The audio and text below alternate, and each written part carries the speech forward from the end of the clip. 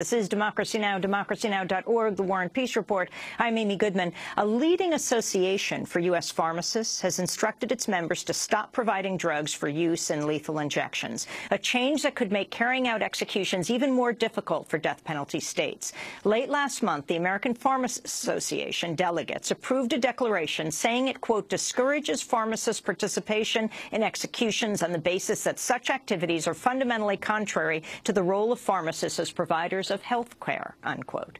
Pharmacists now joining physicians and anesthesiologists and having national organizations with ethical codes that discourage their members from partaking in executions. For more, we go to Richmond, Virginia, where we're joined by Dr. Leonard Edlow. He co-wrote the American Pharmacists Association new policy against supplying lethal injection drugs. Dr. Edlow, welcome to Democracy Now!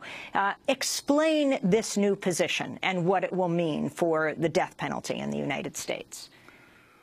Well, as pharmacists, we take an oath that we will uphold the health of individuals. What happened, several of the European countries no longer supply the drugs necessary to make it what we might call an efficient process. And so they have to turn to compounding pharmacies. And in fact, the class of drugs used really don't produce the sedation. And so what happens now? The states will encourage them not to go to these pharmacies to have these drugs compounded, and the process just won't take place.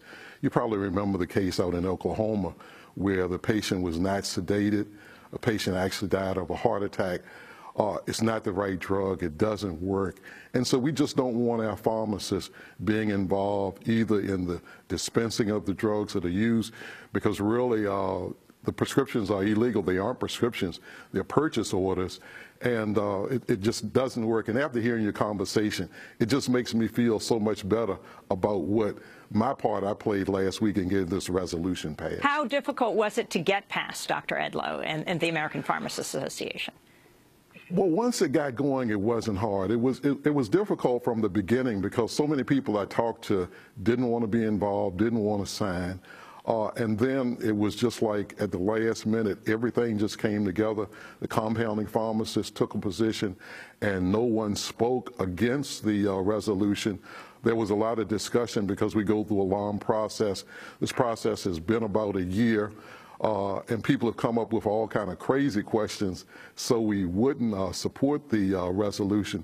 We had to make some changes to adopt, and but what you read is basically what we adopted. And I think even though we don't have the power that the resolution of the anesthesiologists have, in other words, if they're involved, they can lose their certification, so they can't go to the hospital.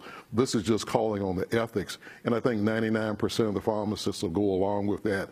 Anything in society, that's the way it is. Dr. Leonard Edlow, I want to thank you for being with us. We will link to the American Pharmacists Association new policy.